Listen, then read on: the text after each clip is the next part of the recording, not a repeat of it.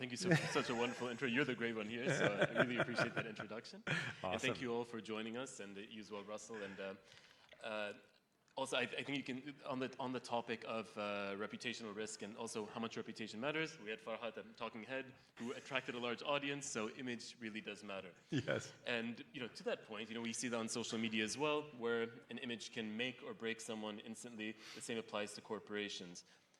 How about you start us off there in terms of how important is reputation and what is the impact for companies when it goes good or bad? Well, reputation, I think we can all admit, is everything. There's always goodwill built into any M&A transaction, which basically shows the value beyond the numbers, and usually that's attributed to reputation. And so having a strong reputation is incredibly important.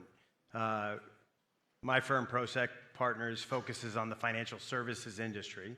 We've seen a real shift where firms are, whether it be a private equity firm or a hedge fund or large-scale asset managers, really thinking about their reputation. And they're doing it for reasons because they know it drives business impact.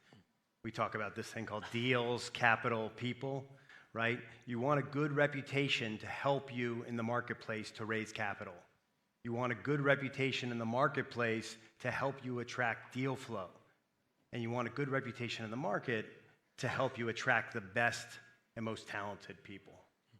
And we've seen the negative sides of that, for example, with BP when it comes to environmental issues, or Volkswagen recently, and also Boeing as well. When it comes to safety, we've seen stocks take a dive. And to you, like when you're managing, this type of crisis, what's the most important thing to you? And I would say, what is the first step that you take in mitigating such a crisis? I think the first step is to get your arms around a situation, right? Understand just how large it could potentially be.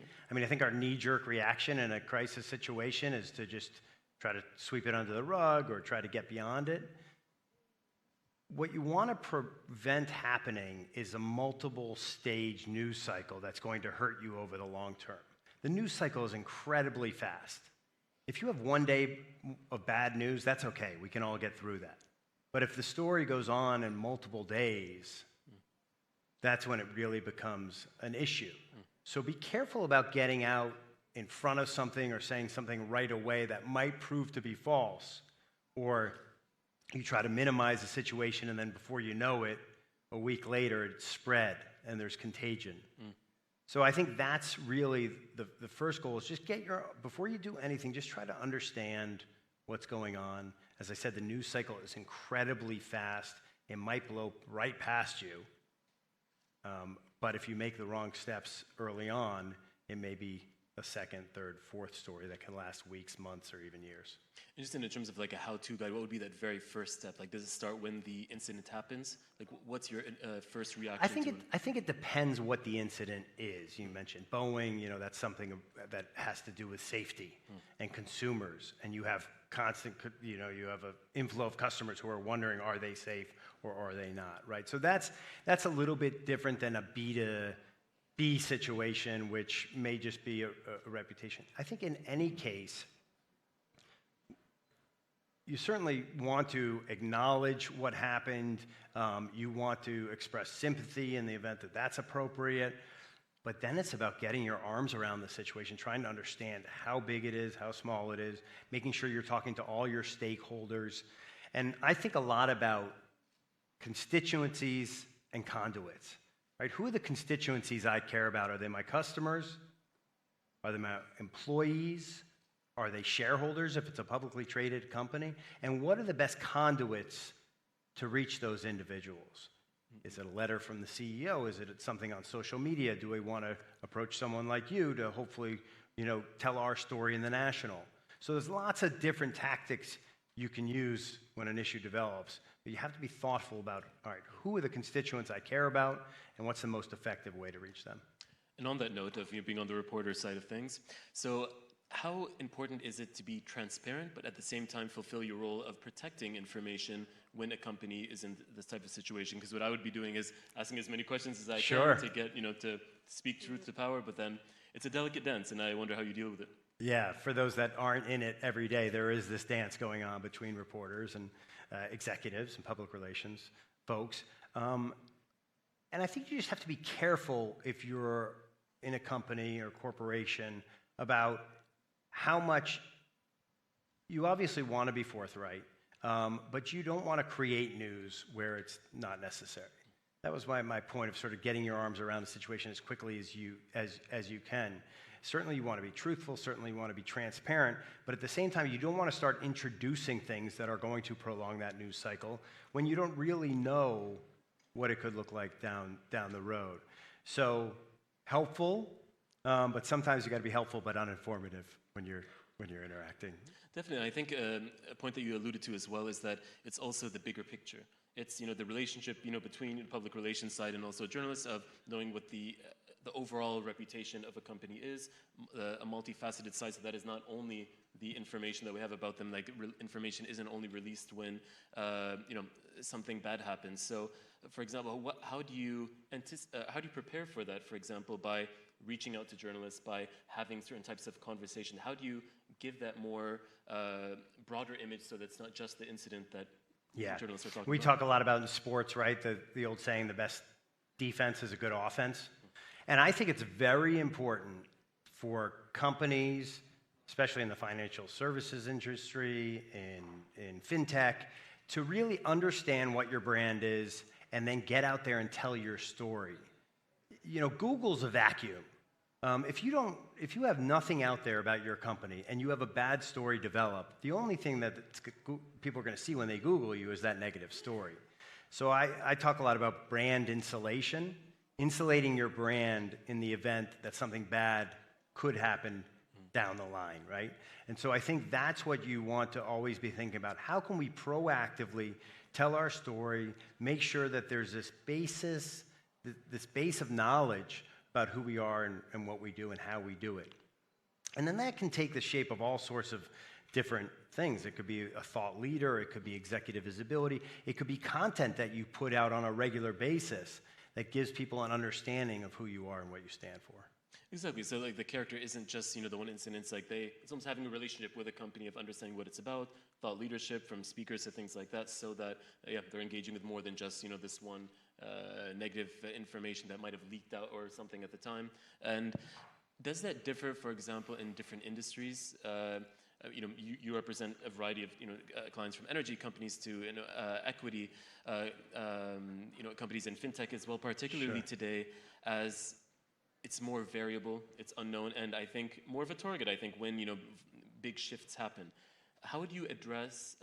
Does it operate differently in terms of how? Well, I do. I think it goes back to those stakeholders. Who are your stakeholders, and what knowing your audience. Yeah, and what do you need to talk about? But I'll tell you, in financial services in particular, there has been a dramatic shift from the financial crisis in 2009 all the way through to where we are today, where firms realized that if they were not being proactive, if they were not telling their story, there was a pretty good chance that someone else was going to tell it for them and that they were going to get run over. And I don't think that, being secretive or, wasn't benefiting anyone. The media was certainly skeptical. Regulators were certainly skeptical.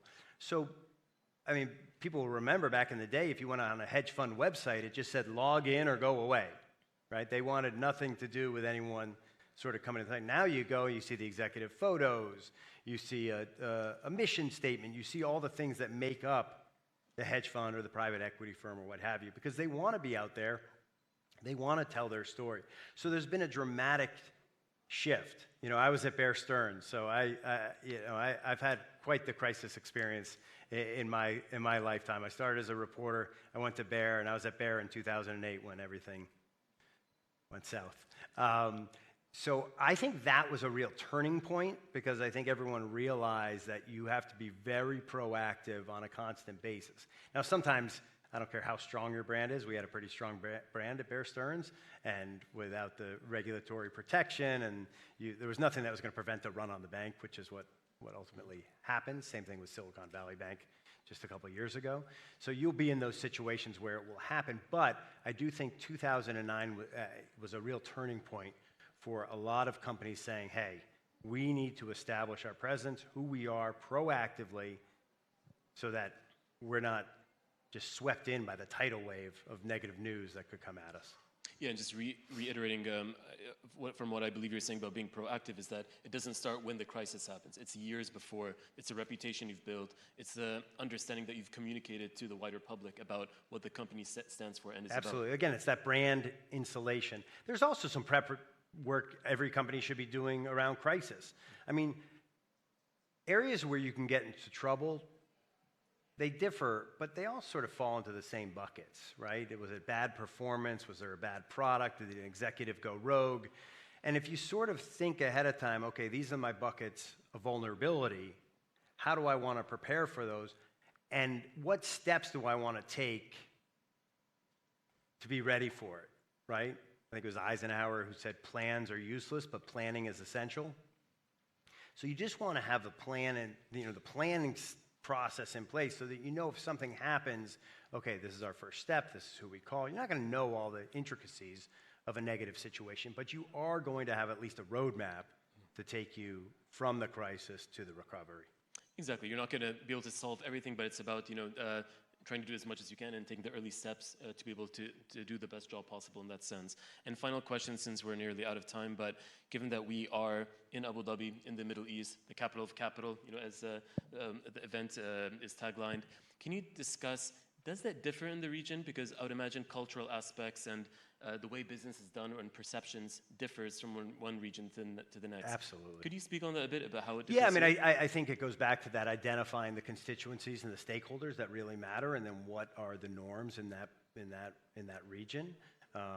Financial services in New York is very similar to here, but there are differences, right, in terms of how relationships are built, what the regulatory environment looks like, and a number of other factors. So you better well understand what that is like if you're going to operate.